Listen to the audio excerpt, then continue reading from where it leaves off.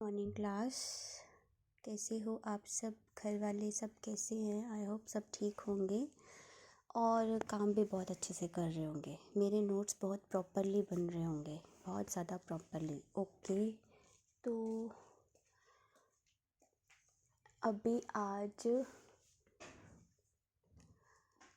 आज मुझे तुम लोगों को लास्ट टॉपिक बचा है, ये एक्टिवेशन एनर्जी के न्यूमेरिकल्स, ये करवाना है। इसके बाद ये चैप्टर ख़त्म हो जाएगा। We will conclude this. तो मेरे पास इसके न्यूमेरिकल्स आते हैं, एग्ज़ाम में इसका न्यूमेरिकल 3 मार्क का आता है। कोई भी क्वेश्चन पेपर निकाल के देख लेना।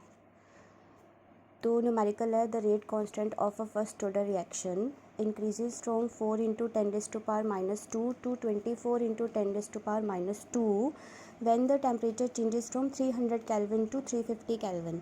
Calculate energy of activation. Activation energy का सिंबल होता है E, कैपिटल E, उसके पैर में A।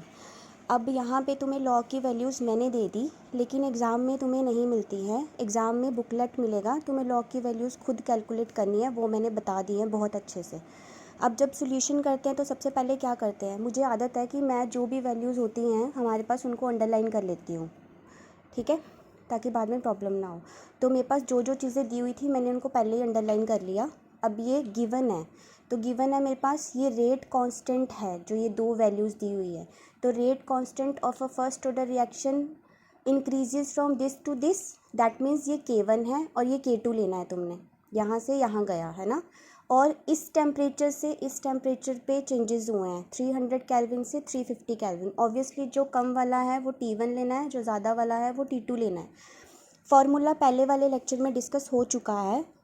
स्टिल ये है आपका formula, log K2/K1 equals to EA/2.303 R 1/T1 minus 1/T2। ये तुम्हें लर्न किसी भी कंडीशन पे करना है।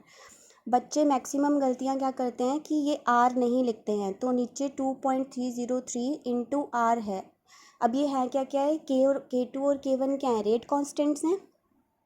EA एक्टिवेशन एनर्जी है, 2.303 as it is. R gas constant है, क्या होती थी इसकी वैल्यू 8.314 होती थी, है ना। टेम्परेचर्स दोनों दिए हुए हैं।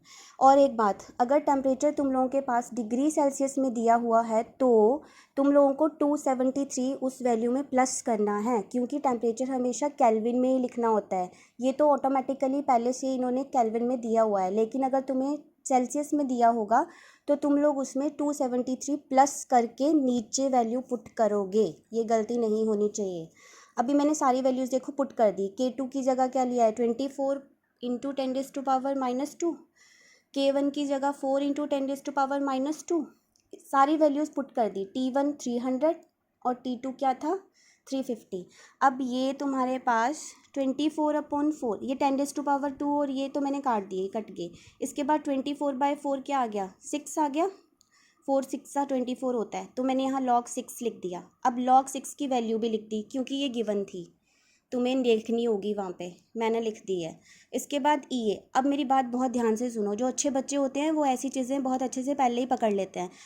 मुझे पता है कि फॉर्मूला है 2.303 इंटू R, ये तो हमेशा ही होगा। तो हम बार बार ना मल्टीप्लाई नहीं करेंगे इसको, कि 2.303 इंटू 8.314 को बार बार मल्टीप्लाई कर रहे हैं। इसकी वैल्यू याद ही कर लो, क्योंकि ये तो कांस्टेंट है, ये तो हर फॉर्मूले में होगा।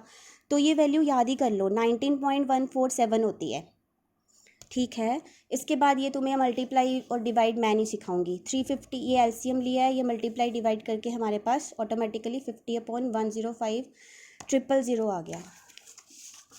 अभी सॉल्व करके मेरे पास EA निकालना है ना, तो जो निकालना होता है उसके अलावा सारी वैल्यूज़ क्रॉस मल्टीप्लाइज में लिख दो।